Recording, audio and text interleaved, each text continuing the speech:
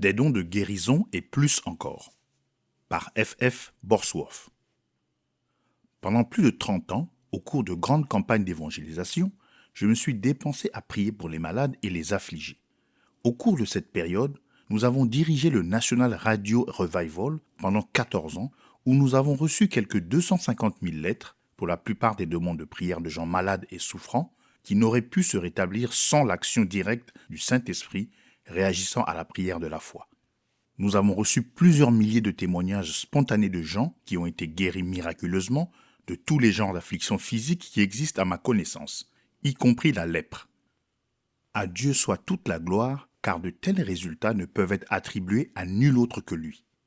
À la suite de ces miracles, plusieurs milliers de personnes se sont converties avec joie, des gens que nous n'aurions pu atteindre si nous n'avions prêché, une fois par semaine, dans toutes nos campagnes d'évangélisation, l'aspect guérison de l'Évangile. Comme ce ministère de guérison exigeait un travail bien au-dessus de nos forces humaines, ô combien instamment nous avons prié Dieu de susciter plus d'ouvriers pour aider dans cet aspect du ministère qui avait été fortement négligé. Aussi, au cours des dernières années, j'ai souvent pleuré de joie en pensant aux dons que Dieu a fait récemment à l'Église en la personne de notre bien-aimé frère William Branham avec son extraordinaire don de guérison. Voici un exemple d'une situation où Dieu a fait infiniment au-delà de tout ce que nous pouvions demander ou penser. Éphésiens 3:20. En effet, de tout ce que j'ai vu et lu, rien ne peut égaler le ministère de guérison de William Branham. Un ange apparaît. Le 7 mai 1946, un ange, qui a parlé à frère Branham d'une voix audible à plusieurs occasions, depuis son enfance jusqu'à ce jour, lui est finalement apparu et, entre autres choses, lui a annoncé que la venue de Christ était proche. Et le messager céleste a dit : « J'ai été envoyé de la présence du Dieu Tout-Puissant pour t'annoncer que Dieu t'a envoyé pour apporter un don de guérison au peuple de la terre. » À la page 1291 de la Bible Scofield en anglais, C1 Scofield, docteur en théologie, dans son annotation sur les anges, déclare : « Bien que les anges soient des esprits, psaume 104:4, Hébreux 1:14, le pouvoir leur est donné de se manifester sous une apparence humaine, Genèse 19:1, et de nombreux autres passages, tant dans l'Ancien que dans le Nouveau Testament. Dans Exode 23:20, Dieu dit à Moïse : « Voici, j'envoie un ange devant toi pour te protéger en chemin et pour te faire arriver au lieu que j'ai préparé. » Et dans Genèse 24:40, voici ce que nous lisons : « L'Éternel enverra son ange avec toi et fera réussir ton voyage. » Voilà précisément ce que Dieu a fait pour frère Branham. Il ne commence pas à prier pour la guérison des gens souffrant d'afflictions physiques dans la ligne de prière chaque soir, tant que Dieu ne l'a pas oint pour que le don puisse se manifester, et tant qu'il n'a pas conscience de la présence de l'ange avec lui sur l'estrade. Sans cette conscience, il semble parfaitement impuissant.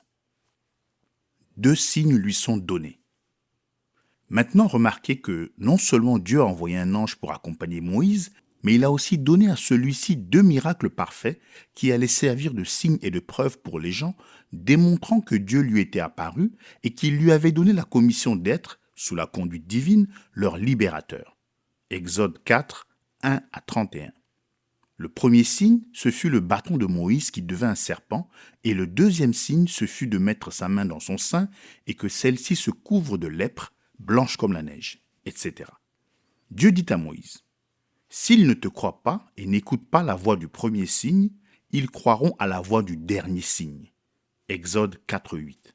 Aux 3 derniers versets de ce même chapitre, nous lisons que lorsque ces signes furent exécutés aux yeux du peuple, le peuple crut, et ils s'inclinèrent et se prosternèrent.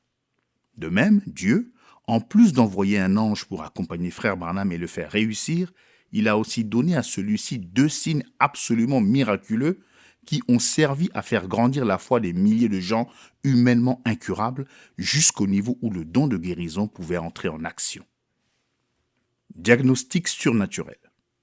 Le premier signe, lorsque l'ange est apparu à frère Branham, il lui a dit de quelle manière il serait capable de détecter et de diagnostiquer toutes les maladies et toutes les afflictions.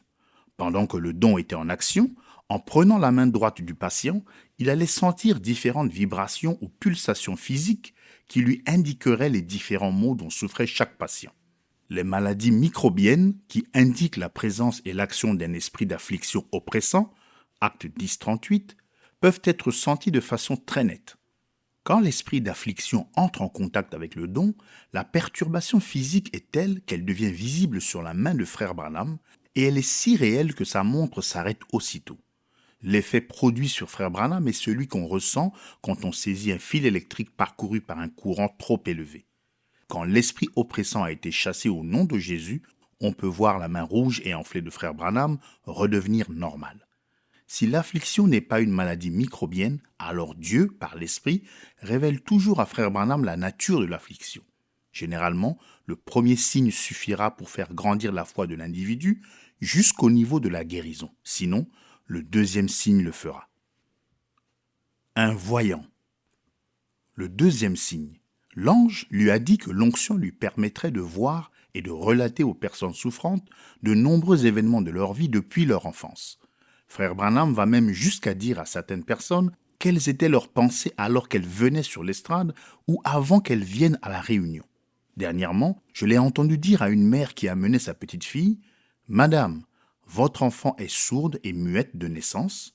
Dès que vous avez découvert qu'elle n'entendait pas, vous l'avez amenée chez le médecin. » Ensuite, frère Branham a répété à la mère exactement ce que le médecin avait dit. La mère a dit « C'est tout à fait exact. » L'auditoire nombreux entend toutes ces paroles transmises par le système de sonorisation. Frère Branham voit la scène se dérouler devant lui, puis, éloignant le microphone pour que l'auditoire ne l'entende pas, il signale au patient tout péché dans sa vie qu'il n'aurait pas confessé ou abandonné et qui doit être délaissé avant que le don puisse entrer en action afin de produire la délivrance. Dès que ces personnes admettent que c'est la vérité et promettent d'abandonner le ou les péchés qui ont été révélés de cette manière, alors leur guérison se produit souvent instantanément, avant même que frère Branham ait eu le temps de prier. L'exactitude des déclarations de l'ange est confirmée tous les soirs au cours des réunions Branham sous les yeux de milliers de personnes. Ainsi, chaque soir, les auditoires nombreux sont maintes et maintes fois les témoins de 3 types différents de miracles. Les 2 premiers ne guérissent pas les gens qui souffrent, mais ne servent que de signes visant à faire grandir la foi des affligés jusqu'au niveau où le don de guérison entre en action afin de produire leur délivrance. Bien entendu, ces 2 signes miraculeux ne sont possibles que lorsque l'onction du Saint-Esprit est sur frère Branham dans ce but. Plus que des dons de guérison. Au cours de l'âge de l'Église, sans doute qu'il s'est déjà trouvé ici et là quelques chrétiens et qu'il s'en trouve encore quelques-uns à l'heure actuelle qui ont été revêtus du don de guérison, figurant parmi les 9 dons spirituels du chapitre 12 de 1 Corinthiens, chacun de ces dons étant défini comme étant la manifestation de l'Esprit, 1 Corinthiens 12, 7 à 11. Il devrait se trouver dans toutes les églises des laïcs ainsi revêtus. Or, frère Branham est un canal où coule plus qu'un simple don de guérison. Il est aussi un voyant, comme l'étaient les prophètes de l'Ancien Testament. Il voit les événements avant qu'ils se produisent. Je lui ai demandé, « Qu'entendez-vous par là? Comment les voyez-vous » Il a répondu, « Exactement comme je vous vois, seulement je sais qu'il s'agit d'une vision. » Tout aussi clairement qu'on peut voir des choses matérielles autour de soi, frère Branham, pendant qu'il est en prière au cours de la journée, voit en vision quelques-uns des principaux miracles avant qu'ils se produisent. Il voit certaines personnes entrer, transportées sur des civières d'ambulance ou assises dans des fauteuils roulants, et il peut décrire leur apparence, comme elles sont vêtues, etc. Au moment où ces miracles lui sont montrés à l'avance, il perd généralement conscience des choses qui se passent autour de lui. Il y a plus de 6 ans qu'il a reçu le don, et pas une seule fois ces révélations n'ont produit autre chose que des miracles parfaits tels qu'il les avait vus en vision. Dans ces circonstances, il peut dire avec une certitude absolue « Ainsi dit le Seigneur ». Et il ne se trompe jamais. Il m'a dit qu'il ne fait que refaire ce qu'il s'est vu faire auparavant dans la vision. Le taux de réussite de cet aspect de son ministère est de 100%, très précisément. Regardez à l'invisible. Pendant que le don est en action, frère Branham est de toutes les personnes que j'ai jamais connues, la personne la plus sensible à la présence et à l'action du Saint-Esprit, de même qu'aux réalités spirituelles. Sous l'onction qui met en action ses dons spirituels, et lorsqu'il est conscient de la présence de l'ange, il semble franchir le voile de la chair pour pénétrer dans le monde des esprits et semble alors être complètement pénétré par la conscience de l'invisible. Paul a écrit 2 Corinthiens 4, 18. Nous regardons non point aux choses visibles, mais à celles qui sont invisibles, car les choses visibles sont passagères et les invisibles sont éternelles. Ces paroles de Paul indiquent que nous vivons actuellement dans deux mondes à la fois, le monde des sens et le monde des esprits. Le monde des esprits entoure, enveloppe et pénètre le monde des sens. Les deux mondes occupent le même espace en même temps. Les réalités matérielles que nous voyons avec nos yeux naturels existent au milieu de réalités bien meilleures qui, elles, ne peuvent être perçues par le nerf optique. Les Écritures nous enseignent que les réalités éternelles, qui sont supérieures, nous environnent actuellement. Quel spectacle s'offrirait aux yeux de chacun de nous, à chaque moment de notre existence, à chaque tournant de notre sentier, si nos yeux étaient ouïns pour les voir? Les choses visibles existent au milieu des choses invisibles, les choses passagères au milieu des choses éternelles. Paul dit « Celui qui est uni au Seigneur est un seul esprit avec lui. » Rempli du Saint-Esprit, notre esprit et l'Esprit de Dieu se fondent en un seul, de la même façon que l'océan et la baie sont un du fait que l'océan se déverse dans la baie. C'est alors que les glorieuses réalités spirituelles exercent leur ascendant et leur suprématie. Nous voyons la vérité et les réalités spirituelles par les yeux de Dieu. En de tels moments, des événements futurs semblent être dans le présent, comme le serait l'avant-première d'un film à venir. Jésus a dit que l'Esprit vous annoncera les choses à venir. Des miracles vus à l'avance. Lors d'une réunion à Fort Wayne, une dame est venue dans la ligne de prière en portant une enfant née avec un pied beau et dont la jambe était plâtrée. Dès que frère Branham les a vus, sans s'arrêter pour prier pour la guérison de l'enfant, il a dit à la dame « Oh oui, êtes-vous prête à faire ce que je vous dirai ?» La dame a répondu « Oui ». Alors il lui a dit « Rentrez à la maison et enlevez ce plâtre, et quand vous reviendrez demain soir, amenez l'enfant et elle aura un pied parfait. » Le microphone porta ces paroles vers tous les gens qui formaient le nombreux auditoire. Il fallut plus d'une heure ce soir-là pour enlever le plâtre. Le lendemain soir, quand la dame a amené l'enfant, celle-ci avait un pied parfait, elle portait une paire de petites chaussures blanches, toutes neuves, et elle marchait. Le médecin a radiographié le pied et a constaté qu'il était en parfait état. Le lendemain, j'ai demandé à frère Branham pourquoi il avait fait passer la dame et l'enfant dans la ligne de prière sans prier pour la guérison de l'enfant. Il a répondu « Ce n'était pas nécessaire, car l'après-midi, j'avais vu en vision cet enfant guéri. » Cet article deviendrait trop long si je faisais le récit de nombreux autres cas qui, racontés en détail, sont encore plus merveilleux que celui-ci. Cet aspect de son ministère à lui seul donnerait matière à tout un livre. Au chapitre 5 de Jean, Jésus dit « Mon Père agit jusqu'à présent, moi aussi j'agis. Le Fils ne peut rien faire de lui-même, il ne fait que ce qu'il voit faire au Père, et tout ce que le Père fait, le Fils aussi le fait pareillement, car le Père aime le Fils et lui montre tout ce qu'il fait. » Qu'est-ce que Jésus voulait dire? Évidemment, Jésus était un voyant comme l'étaient les prophètes de l'Ancien Testament. Il voyait ces miracles avant qu'ils se produisent. Il avait vu l'homme qui était infirme depuis 38 ans, qui ne pouvait descendre dans la piscine au moment où l'ange descendait agiter l'eau. Jésus s'est approché de lui et lui a dit « Prends ton lit et marche ». Jésus avait vu Lazare ressusciter des morts avant qu'il accomplisse le miracle.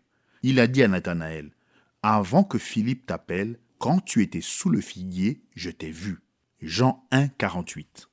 Sans avoir été là, il avait vu où l'ânon était attaché.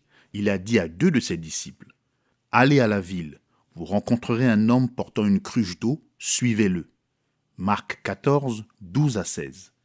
Et le Christ qui habite à l'intérieur de l'homme perpétue maintenant ses œuvres par l'intermédiaire de celui-ci, selon sa promesse pour cet âge. Celui qui croit en moi fera aussi les œuvres que je fais, parce que je m'en vais au Père, et tout ce que vous demanderez en mon nom, je le ferai, afin que le Père soit glorifié dans le Fils. Jean 14, 12 et 13. Perception de l'attraction exercée par la foi. Dans le cas de la femme qui a touché le bord du vêtement de Jésus et a été guérie, Jésus a dit j'ai connu qu'une force était sortie de moi. Luc 8, 46. Nous lisons dans Marc 6, 55 et 56 que quand la chose s'est sue, en quelque lieu qu'il arrive, dans les villages, dans les villes ou dans les campagnes, on mettait les malades sur les places publiques et on le priait de leur permettre seulement de toucher le bord de son vêtement. Et tous ceux qui le touchaient étaient guéris. Que Dieu soit remercié de ce que cette même force coule encore du Christ qui habite à l'intérieur pour se déverser dans les corps des malades et des affligés, et ceux-ci sont guéris. Les deux signes miraculeux que Dieu manifeste à travers Frère Branham afin de faire grandir jusqu'au niveau requis la foi des gens qui sont dans la ligne de prière, sont également donnés afin de faire grandir jusqu'au même niveau la foi des affligés qui sont dans l'auditoire. Cette foi va puiser la même force dans le Christ qui habite à l'intérieur et qui met le don en action, et c'est elle qui va guérir ceux qui sont assis dans l'auditoire. Que ce soit vos maladies à vous qui aient été diagnostiquées de façon surnaturelle ou bien celles des personnes qui sont dans la ligne de prière, peu importe. Ce sont les mêmes signes et ils produisent le même effet sur ceux qui sont assis dans l'auditoire. Pourquoi faudrait-il répéter les signes pour chaque individu puisqu'il les a déjà vus? Moïse n'a pas répété ces deux signes pour chaque Israélite individuellement. 1000 personnes peuvent être témoins de cette démonstration et être toutes amenées à croire en même temps. Quand, quelque part dans le grand auditoire, la foi atteint le niveau requis, elle tire sur la force du Christ qui habite à l'intérieur et qui met le don en action, et ceci ne peut se produire sans que Frère Branham le sache. Il le sent aussi distinctement que vous le sentiriez si je tirais sur votre veste, et il sait de quelle direction cela provient, et il va même désigner du doigt l'individu dont la foi touche Christ.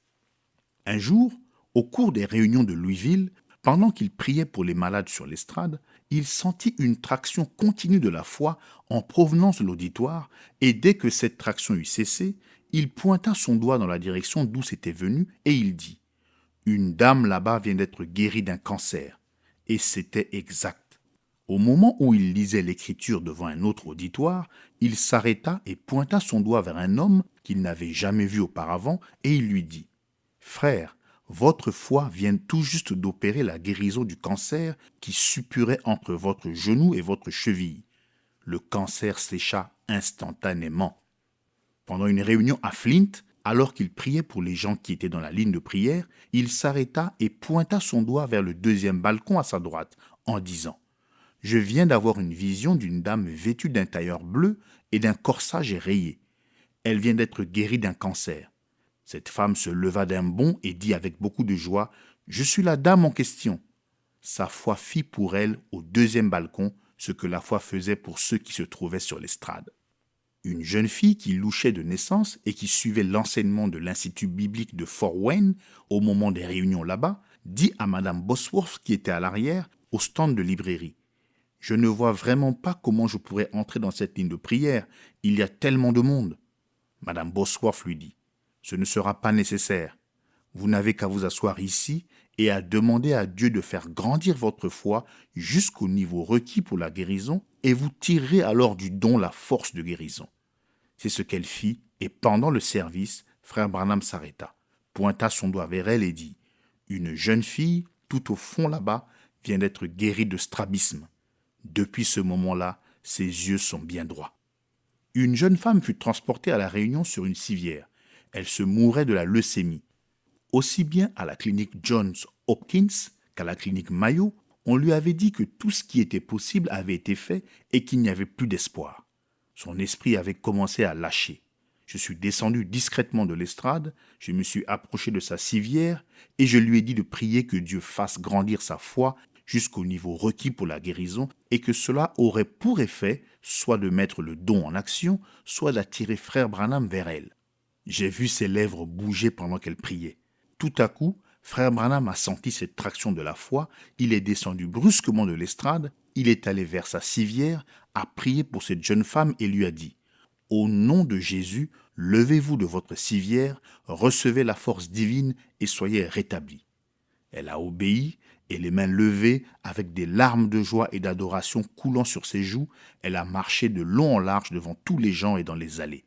Plus tard, sa sœur m'a dit « Ma sœur se porte à merveille. » À Dallas, Texas, dans la grande salle Fair Park, un soir que la fosse d'orchestre était remplie de gens sur des brancards et dans des fauteuils roulants, alors que frère Branham était occupé à prier pour ceux qui se trouvaient dans la ligne de guérison, il sentait constamment cette traction de la foi venant de sa droite, puis cela s'arrêta. Quand il eut terminé avec les gens, il désigna du doigt un homme sur une civière dans la fosse d'orchestre et lui dit « Monsieur, levez-vous, cela fait près de 5 minutes que vous êtes guéri. » Il se leva en louant Dieu. Sa femme s'approcha de lui et ils s'étreignirent en pleurant de joie. On l'avait amené mourant de Chicago, les poumons rongés par un cancer. Il fut guéri et quelques jours plus tard, il vint à la réunion de Fort Wayne pour y donner son témoignage. Depuis lors, il a assisté à 2 autres réunions. Je pourrais encore vous citer des pages et des pages de telles guérisons se produisant alors que les gens étaient assis dans l'auditoire ou étendus sur des brancards sans même que frère Branham les touche. Aucun cas difficile. Avec Dieu, il n'y a pas de cas difficile. Une dame venant de la Grèce, qui n'avait pas d'ouverture dans la gorge, entra dans la ligne de prière. Elle ne pouvait pas avaler une seule goutte d'eau ni aucune nourriture. Dès que frère Branham eut prié pour elle, elle but un verre d'eau et mangea une barre de chocolat. Un soir ou 2 plus tard, au cours de la même série de réunions, 9 sourds-muets entrèrent dans la ligne de prière et tous les 9 furent guéris. Ceux qui étaient aveugles de naissance reçurent la vue. Après avoir prié pour un homme complètement aveugle, frère Branham lui dit « Marchez jusqu'à la chaire et mettez votre doigt sur le nez de ce prédicateur. » Il marcha droit vers le ministre et lui tira le nez, ce qui fit rire l'auditoire. Un missionnaire bien connu, qui travaillait en Palestine, était atteint d'une tuberculose en phase terminale. On le transporta en ambulance à la salle municipale de Seattle depuis Yakima dans le Washington. L'État avait payé son rapatriement par avion. Quand il lui fut ordonné, au nom de Jésus, de se lever et d'être rétabli, il le fit, et 2 jours plus tard, il faisait du travail manuel autour de sa maison. La guérison collective. Tout comme un appel à l'autel ou une invitation au pécheur suit un sermon d'évangélisation, de même après le diagnostic surnaturel et la guérison de ceux qui se trouvent dans la ligne de prière, l'invitation est alors faite à ceux qui se trouvent dans l'auditoire et qui se sont préparés à recevoir leur guérison. La guérison des personnes, une par une, sur l'estrade, n'est qu'un préliminaire au service de guérison principale.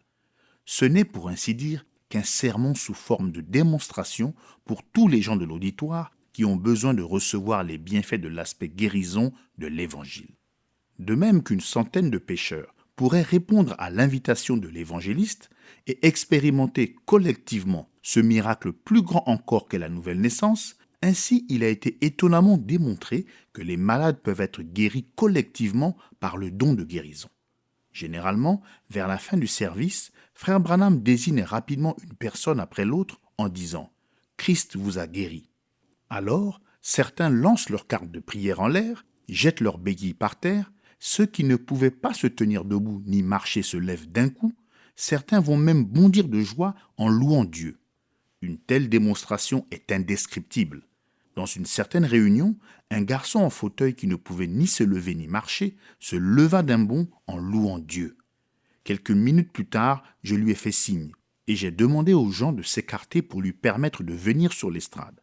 Il s'est avancé jusqu'au micro et il a pour ainsi dire prêché à l'auditoire qui pleurait.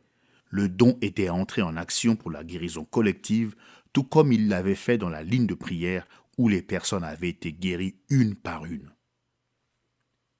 Les pécheurs s'abandonnent massivement. Ce qui est plus glorieux encore, c'est que les pécheurs sont ainsi amenés à reconnaître leur culpabilité en ce qui concerne le péché et désirent alors recevoir le salut. Dans Romains 15, 18 et 19, Paul parle d'amener les païens à l'obéissance par la parole et par les actes, par la puissance des miracles et des prodiges, par la puissance de l'Esprit de Dieu, depuis Jérusalem et les pays voisins jusqu'en Illyrie. J'ai vu jusqu'à 30 000 pécheurs en larmes se lever pour donner leur cœur à Dieu en un seul jour. Ce n'est pas étonnant que Jésus ait dit « Dans quelque ville que vous entriez, guérissez les malades qui s'y trouveront ». Citant le psaume 68, 18, l'apôtre Paul dit dans Éphésiens 4, 8 « Étant monté dans les hauteurs, il a emmené des captifs et il a fait des dons aux hommes. » En 6 brèves années, La nouvelle de ce don divin fait à l'Église a parcouru la terre et les appels urgents affluent de toutes les parties du monde. Des malades venant de pays d'outre-mer ont été emmenés par avion aux États-Unis pour qu'on prie pour eux. Avant de terminer, je tiens à dire à ceux qui lisent ces lignes mais qui n'ont pas la possibilité d'assister à une réunion de l'équipe Branham que ceci ne doit pas vous empêcher d'être guéris aussi. Des milliers de gens ont été miraculeusement guéris grâce à leurs propres prières. Dieu désire votre guérison plus que vous ne pourriez jamais la désirer. Jésus est mort pour rendre cela possible.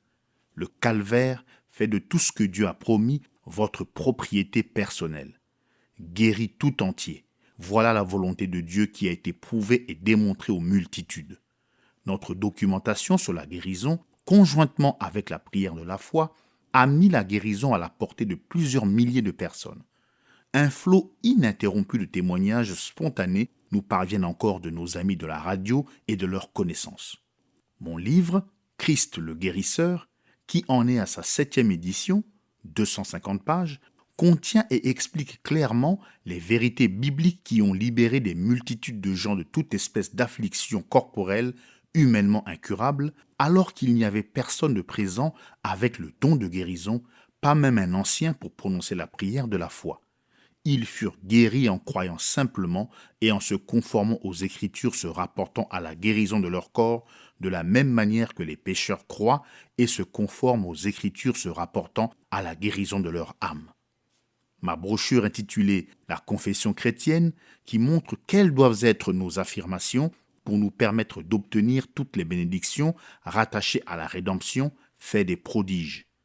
La mise en application des vérités qui y sont contenues produira l'accomplissement de la promesse de Dieu, qu'il s'agisse de guérison ou de toute autre promesse qu'il a faite dans la Bible. Révérend F. F. Bosworth.